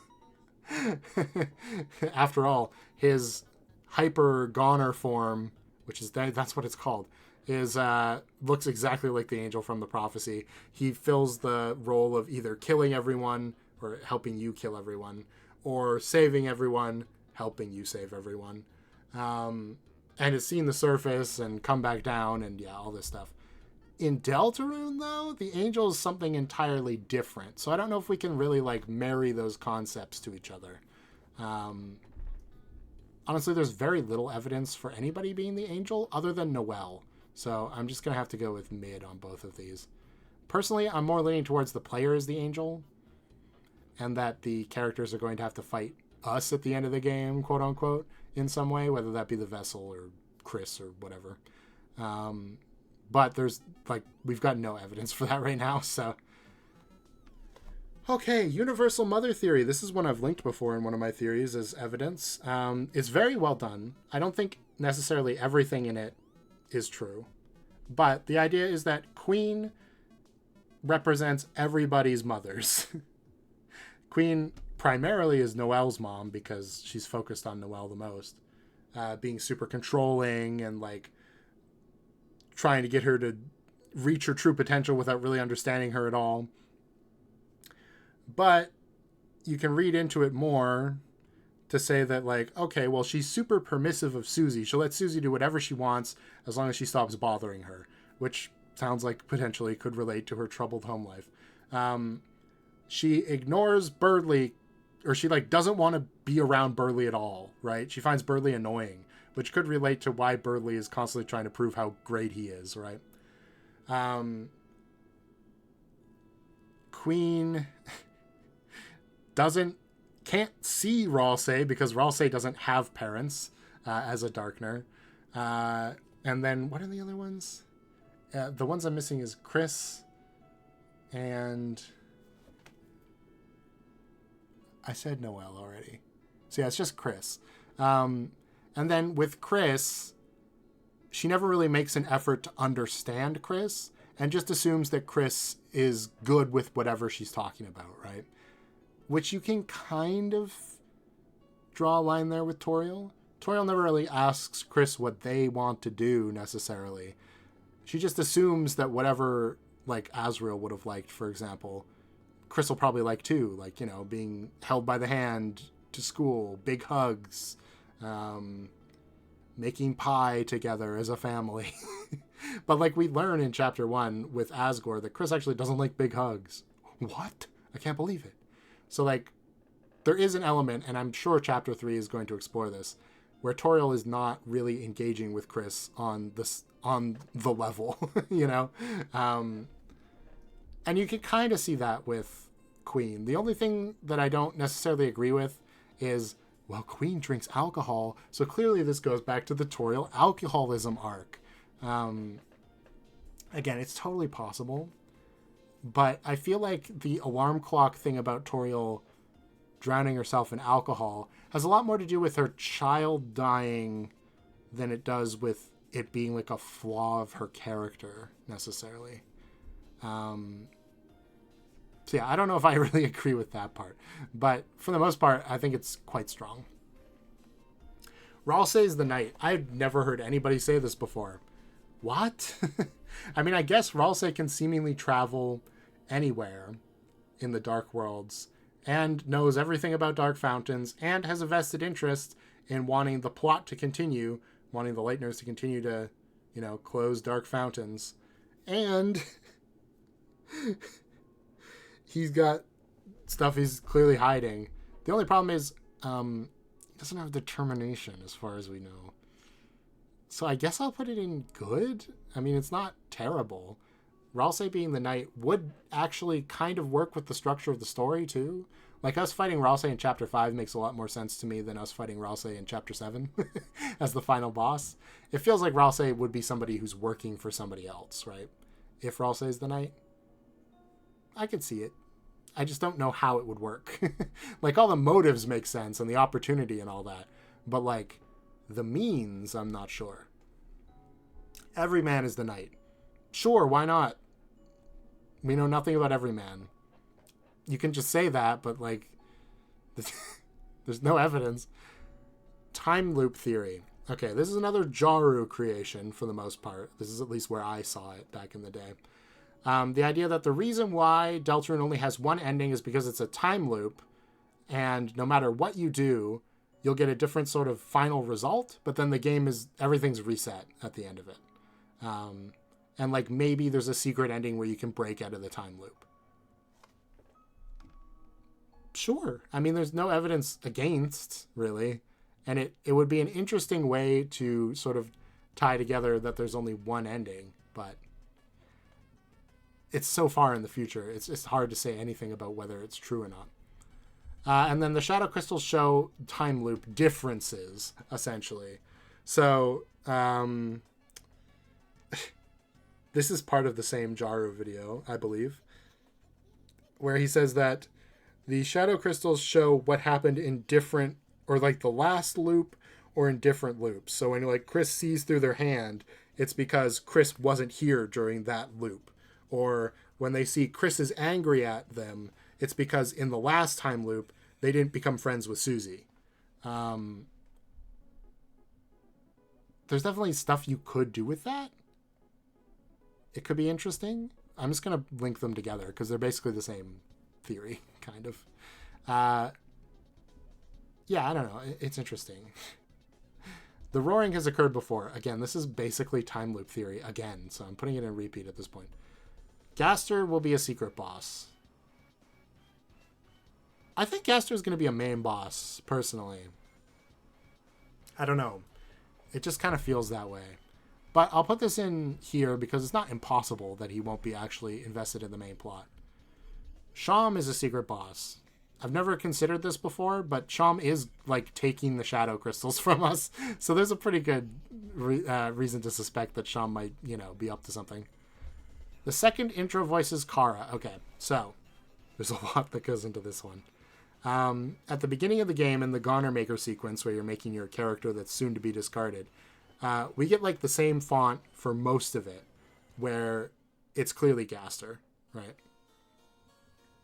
However, at the very end, when it says, your wonderful creation, and then it says, will now be discarded, you don't get to choose who you are in this world, it's like a different kind of text entirely.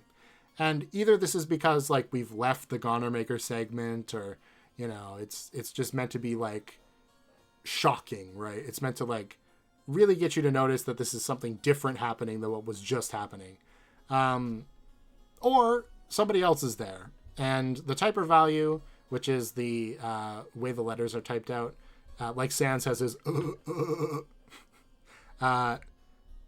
is the same as Kara's, but that's also because it's the generic typer. So like it's also the same as Burger Pants. But Kara is a much more interesting choice. So people want to believe it's Kara. It's possible. Sure. Why not? Gaster drove Jevil and Spampton mad. Honestly, is there a difference between Gaster and Vessel, really? It's the same concept, right? So I think I'm going to dump all of these into repeat. Because basically the idea is a goner-ish character, Gaster or one of his followers, drove these guys mad. And I feel like this is almost confirmed. Well, I'll put it in here for that then. Just based on like Spampton's phone hanging off the dial probably being, you know, the garbage noise entry 17. That's very connected. I still think there's a possibility it could be somebody else, but it sounds stupid, so a lot of people don't like it. So the idea it could be Gerson, because Gerson just recently died, right? So that would explain why Spampton's caller, who was giving him advice, which is something Gerson loves to do, randomly disappeared. I don't know. It's not super concrete theory that it has nothing to do with this. I think Gaster is the far more likely choice by explaining to Jevil and Spampton about the nature of their reality, drove them mad, something like that. Gaster's central to the plot. Again, this is like a coin flip. He's definitely involved in the game, but whether he'll be central to the main plot is kind of up in the air. Or if we like go against the game he wants us to play, then he'll get involved, you know.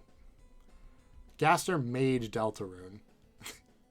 This kind of goes along with like it's Gaster's fan fiction or blah blah blah. So I'll put it in repeat, but like probably there will be a dark world in the church. I feel like this is almost guaranteed. Like we haven't seen the inside of the church yet. It's a very mysterious place. And we've got set up for going to church. So it feels like we're definitely going to get a dark world there. Flower Shop does have double doors. So it's definitely possible. And it would involve Asgore. And maybe that's where we learn more about what happened with Des back in the day and like why Asgore got fired from the police force. So I'd say there's a good chance. It's not quite as like locked in as the church. So maybe I'll do this. The church should be here. And then the flower shop should be here. Bunker. I mean, again, this is another area with double doors that is very mysterious. It feels like, yeah, definitely. Ice Ease Pizza. This feels less likely by a large margin. Yes, there's double doors, but like, what would we learn about in a pizza-themed dark world? You know? Noelle is the angel. Noelle's the only one who's got any associations with the angel at all. But we don't really know what the angel is yet. She's got angelic associations, but that could be about her being a snow angel rather than being the prophetic angel. Again, it's way more likely than anybody else, but we just don't know enough yet. There'll be a dark world in the hospital.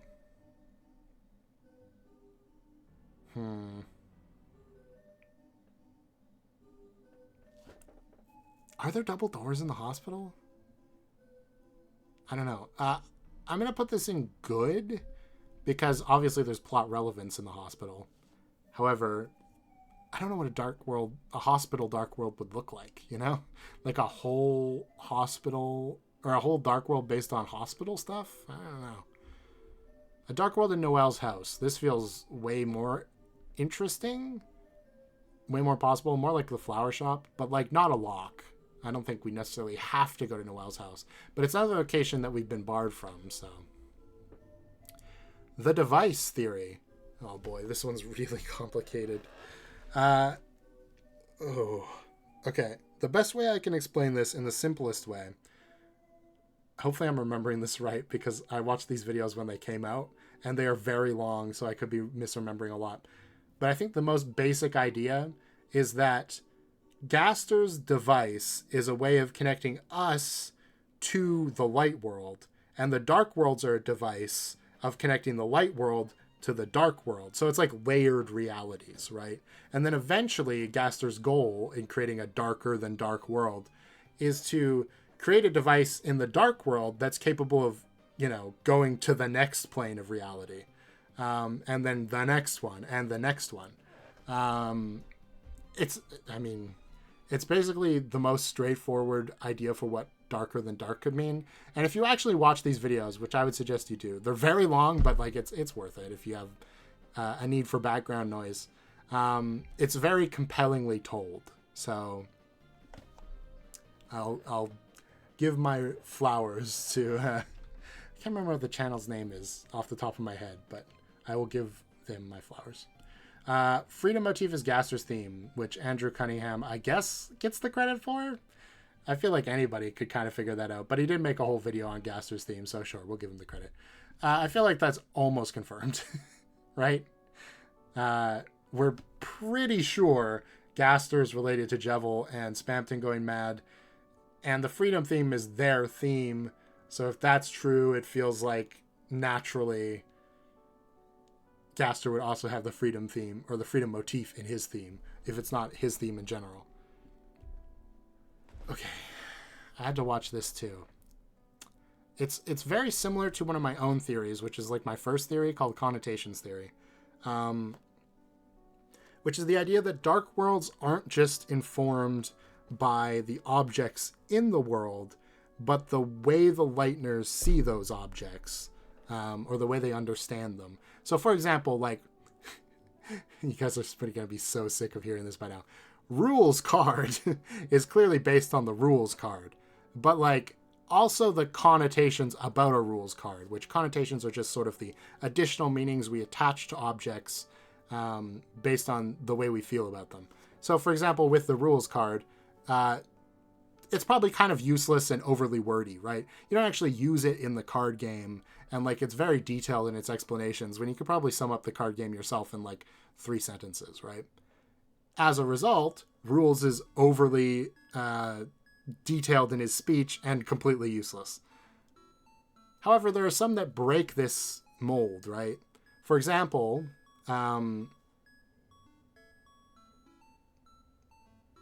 what's his name? Oh no, I forgot. Top Chef.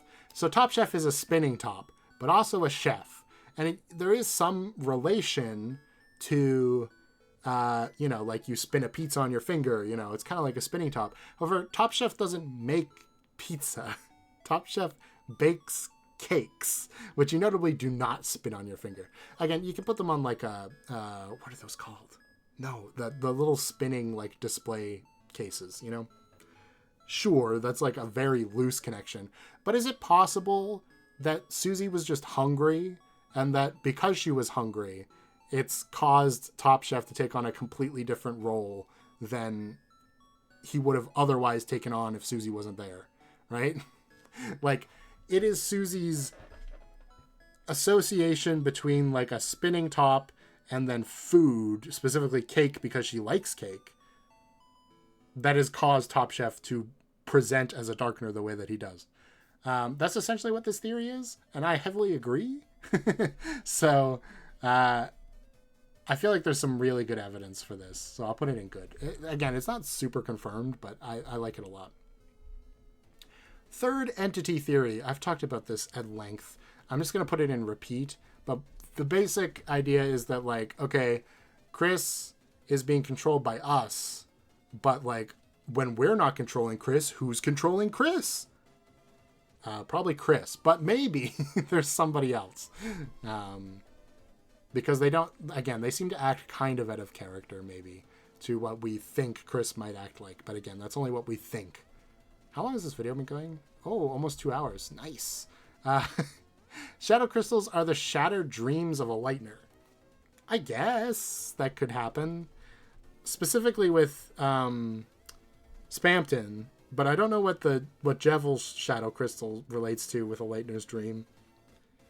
Did a Lightner really dream about carousels a lot and then it didn't happen? That's sad.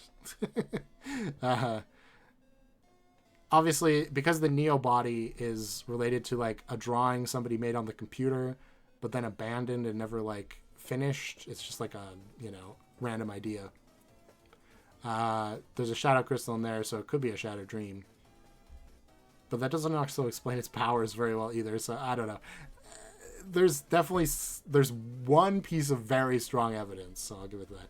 The letter is Gaster. This is probably relating to the Valentine that we got during the Valentine's Day newsletter, which is like, you know, wash your face and pick up your coat, or pick up your face and wash your coat, whichever one you want.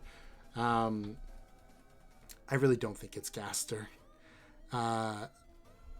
The way the character talks feels very much more like a kind of like goofy character or caricature, which I feel like, I mean, Gaster could end up being that, but I feel like Gaster's going to end up being much more serious or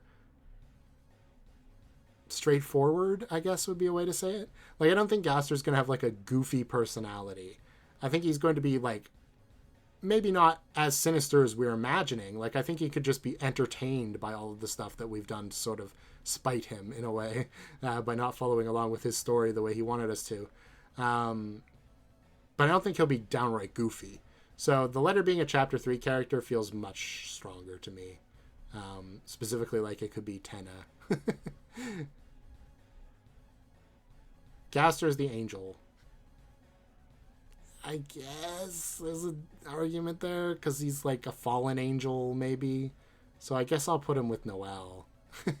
After all, he's got all these associations with demons and like Satan and stuff. So, gas leak theory. This is the other old theory, I think, unless this is talking about something else I don't remember. But the idea was that like when the dark fountain got created, it wasn't actually like, whoa, magical darkness. It was a gas leak and they hallucinated everything. Honestly, that's kind of like a joke theory almost, but it might be talking about something else. Asgore had a hand in Dessa's disappearance. Okay, this, I don't like the phrasing of this necessarily, but like Asgore didn't solve Dessa's disappearance, I think is pretty well founded in sort of the way the families like broke apart and, you know, they seem kind of distant from each other even though they used to be close. This would be a reason for that. He was police chief at the time, probably, you know. Azrael's dead / possessing Chris. Piles of Azrael's dust. I really don't think Azrael's gonna die, guys. I really don't think Azrael's dead. If anything, I think it's more likely Chris is dead. Because, like, why? That just feels like too much of a retake of Undertale, you know? Like, I've said, like, I think it's going to follow a similar... Deltarune will follow a similar structure to Undertale in terms of us fighting, like, a well-established boss and then there being a twist afterwards and there being one more villain for us to defeat.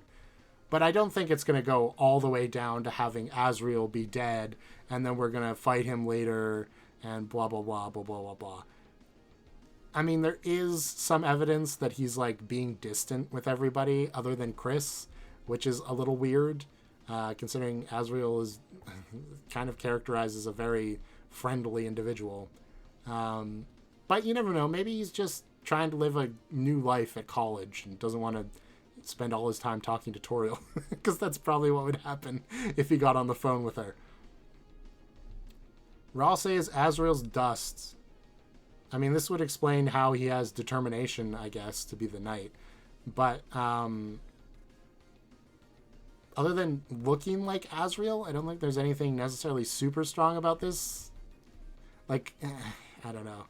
If a Darkner created from a Lightner's dust turns into like a semi-clone of them, but not like a full clone, that's a little odd. You know what I mean? Like, Ralsei isn't Azrael. So is he like the connotations people had about Azrael? I don't know. It's just so confusing. And maybe I've just been making this video for too long and my brain is crowded. But clouded is what I meant to say. It's definitely clouded. That confirms it. I don't know. I don't know, man. Oblivion Theory. Oh no. What is this one again? don't remember. I'm sorry, I don't remember. It's too long.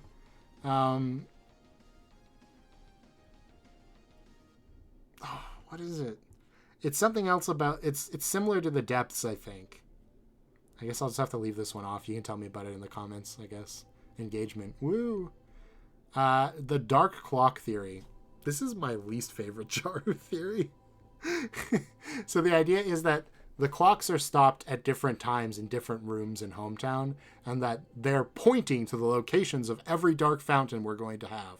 So, like, one of them kind of points to the unused classroom, like the one in Toriel's room, or classroom, I should say, if you, like, expand the map to be, like, the way it would actually be laid out. And then the other one points to the other classroom up there, so that's going to be a dark fountain eventually. And then one points, I think the one in Alphys's classroom also points to the computer lab, maybe. And then Asgore's the clock in QC's diner points straight up towards the Dreamer house direction. I don't think it necessarily totally lines up perfectly if you laid the map out. And then the other one points to the right, which could maybe go to Asgore's flower shop. But let me count that really quick. Unused classroom, the other classroom, the computer lab, the Dreamer house, Asgore's flower shop. Isn't that only 5? Am I wrong? Am I forgetting one? Anyway, the idea that the clocks are spoiling the future chapters is just a very funny one to me. I mean, it's not unconvincing, but I'm not convinced. I'm going to put this at the back because I forgot about it. Maybe I'll add an addendum on after I watch. Oh, right. That's the problem with Oblivion Theory. Oblivion Theory is 269 pages long. That's why I don't remember everything about it, because I never actually read the whole thing. I only read a summary. I have to reread the summary. I'll do that before I end the video. At least I remember what it is. Asriel / Ralsei. Why Asriel / Ralsei? Ralsei sings Don't Forget. Sure. Why did we put Asriel / Ralsei? Clearly this person believes Asriel is Ralsei. I'll put that in good. Ralsei has been known to sing.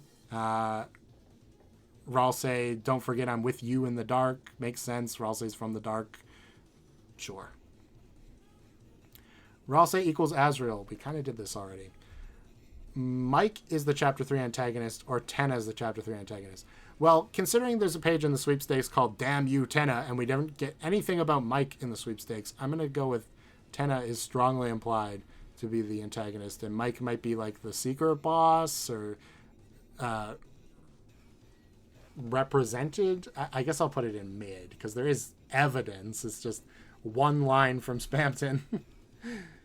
Shadow Crystal shows a world without Chris. I feel like this is the weakest version of the Shadow Crystal shows something. Like, oh, if Chris wasn't there, then Susie would still be mean. And if Chris wasn't there, then obviously when you look through the Shadow Crystal at your hand, it's just nothing because Chris wasn't there. That doesn't explain how they work in the dark world at all. Like, if Chris wasn't there, there'd be no dark fountains? Really? You think so? I guess if you believe Chris is the knight, that's true. So, put it in good, I guess. Gaster's the Eggman. Sure, why not at this point? There's no evidence for anything, but why, sure. The Shadow Crystal shows something's true nature. Okay, this was the other thing in that video with the shows a world without Chris. I think this one makes some more sense. I'm going to put it in good still, but I think it's better. Like the idea that Chris sees through their hand because Chris doesn't know who they want to be / who they really are. It shows the dark worlds as their light world counterparts because that's what they really are. And then it shows Susie as mean because I guess that's what she's really like. I mean, it's kind of true. She's only really chilled around Chris because the two of them got along one time. So, I don't know. Shadow crystals are Gaster fragments. Sure, we can just say anything at this point. Why not? I don't think there's any evidence for that, other than they give you extra power. Maybe. The Chapter 3 secret boss will be flower-themed or reference Flowey. Not reference Flowey, I don't think, but flower-themed, I think, is pretty strong. I think the trashed flowers are a very strong candidate for the secret boss. Especially with, in the comments, people after my Chapter 3 secret boss video gave me the idea that it's like a rejected romance game show sort of thing. Like, you know, in The Bachelor, they give you a rose, right? So it's going to represent, like, love lost as its sort of theme, in the way that, like, the freedom that they lost is the freedom to be with the one they love, you know? Anyway. Burley's fallen down in the weird route. Okay, that kind of makes sense. Because fallen down is sort of a state before death. It's kind of like being in a coma, which is basically what Birdly is. If you don't know what fallen down is, the amalgamates before Alphys experimented on them were all monsters that had fallen down. And it's really talked about like they're basically terminally ill, or like they're sick and dying.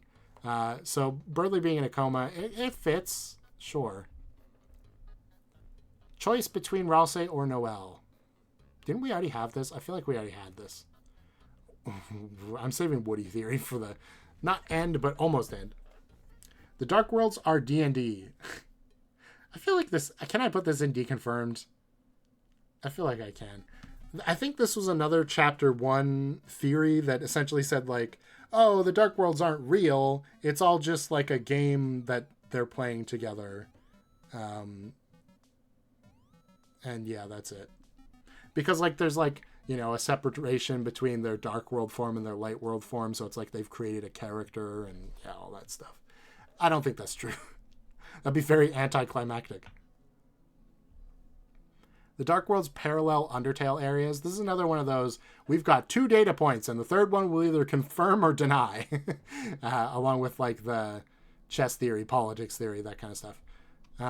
Except politics theory is so broad, anything could work for it. So again, grr. The Dark World's parallel Undertale areas, specifically, it would be that the Card Kingdom parallels New Home, like the castle area at the end of Undertale, and then Cyber World is paralleling Core, or just like, you know, the Hotland area in general around there with all the machinery. Sure, why not? You never know. Rules is Gaster. We don't really believe that, right? There are strange parallels between the two. Like in the fan fiction theory, the idea is that like Rules is Gaster's self-insert. That's like a hot anime boy. Oh, he's so clumsy, but charming, right? No, Rules is not Gaster. Rules is the knight, obviously. The vessel is Kara / actor. I haven't actually watched this theory, so I feel bad because I'm probably not going to go back and watch it now specifically for this.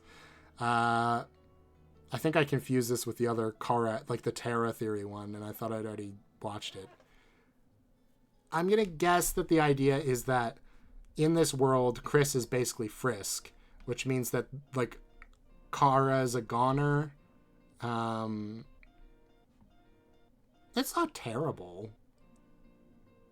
I'll put it in here. It's not terrible. Yeah. Darkners are objects brought to life. Duh. I mean, I guess they're not literally maybe objects brought to life, but they're essentially objects with that inform characters or something. They're basically objects brought to life. Deltarune Azrael made Undertale on his PC. There's a joke about Azrael having drawn his Hyper Goner angel form on his computer. I don't think that's what this is meant to imply, but sure. Deltarune's a prequel to Undertale. Prequel? Sequel, maybe, I would understand, but prequel? Deltarune is an AU of Undertale. Okay, so they actually did make a distinction between an alt timeline or an AU. So I'm going to say AU is far more likely. Alternate timeline I'll put down here, though. Just because things are so different in Deltarune. Deltarune's a sequel. See, I've heard this before. I also don't agree with this. Because if it was a sequel, why wouldn't Toby just say it's a sequel? Why would he be so vague about it? Deltarune Papyrus is an antisocial incel. I don't know about incel. Do you guys even know what incel means? Or is it just a buzzword that we like to throw around? Antisocial? Yeah, maybe. Sure seems like he's hiding out in his room. So I'll put that in here. Gaster versus Kara. I didn't look into this one because it's essentially the same thing as Kara interrupts Gaster and ruins all of Gaster's plans. The idea that, like, Kara is having us pursue, like, the freedom route of trying to break away from Gaster's established plan or whatever. Sure. Ice E theory. Okay, so is this theory true? I hope not. But there's some interesting evidence. This theory, I would recommend just watching this video because I'm never going to do this justice. This is on the same level as my rules as the night theory, right? Where, like, I am saying things that sound like they could be true, but you look at them at face value and say, that's not true. Surely. The crux of this video is essentially that Icy is actually a cryptid. And Noelle was right to be afraid of Icy as a child. And Icy is roaming around hometown. And Chris's weird actions are actually them trying to protect the residents of hometown from this monster that inhabits it that nobody else knows is there.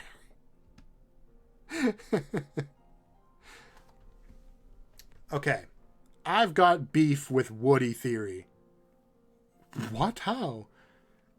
I made it. Okay, it's not real beef, okay, but I made a video, I said earlier, about Chapter 3 Secret Bosses, and how many comments do you guys have to make about Woody theory? The video came out before Woody theory was possible, because Toby hadn't posted Friend Inside of Me yet.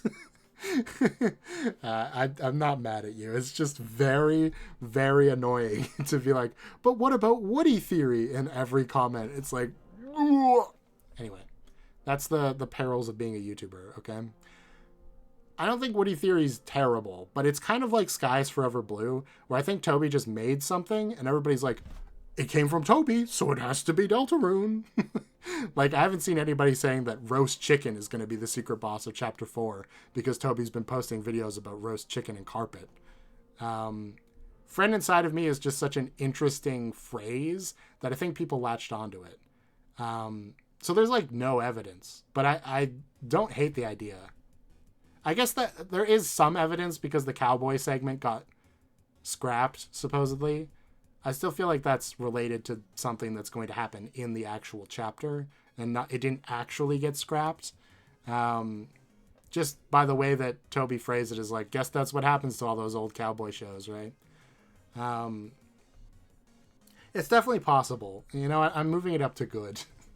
I'm not going to let my personal bias against it because it annoyed me personally come in the way of it being, like, fairly competent. It's definitely better than Sky's Forever Blue, because at least there was the whole actual thing in the newsletter about a cowboy segment getting canceled. Yeah. Okay, now I have to look up a summary of Oblivion Theory. I'll be right back. Okay, I know it. I remember it now. Basically, it's the idea that Gaster has created Deltarune as a game to entertain himself and the player. So it's basically like the fan fiction theory, except instead of it being a fan fiction, it's the game itself. And there's definitely more there, because the theory then outlines, like, every little thing that Gaster has done to make that happen, essentially. But the crux of it is that Gaster's created Deltarune to entertain players of Undertale. So I have to put it here. I'm sure I'm not going to read the whole 291 page document for this video. I've already been going for 2 hours. So yeah, that's it. Gosh, man, can't believe I actually made it. So I guess I'll rank the theories at the top. I usually do that. The strongest one is definitely Darkeners or objects brought to life. Yeah. T-Theory would be the next strongest. Probably then Rudy will die, then Megalovania, then Dark World Church, or Dark World Bunker probably over Church, and then AU. There we go. Anyway, that's my video about ranking Deltarune theories. I think that's the last one I'm going to be able to make until Chapter 3 and 4 come out, because that's very comprehensive, honestly. Keep making theories, guys. We'll get this list to like 1,000 entries eventually. If you enjoyed this video, like and subscribe. I'm never doing this again, at least not for probably a year or so. So don't expect more Deltarune theory ranking content, but I got lots of Deltarune theories if you want to watch some. And I've got more coming up soon, along with some other stuff. So stay tuned. Wow, look, it's like the ending of the credits, too, with the song. Aww. It's so perfect. Don't interrupt me, Flowey. It's the end of the video.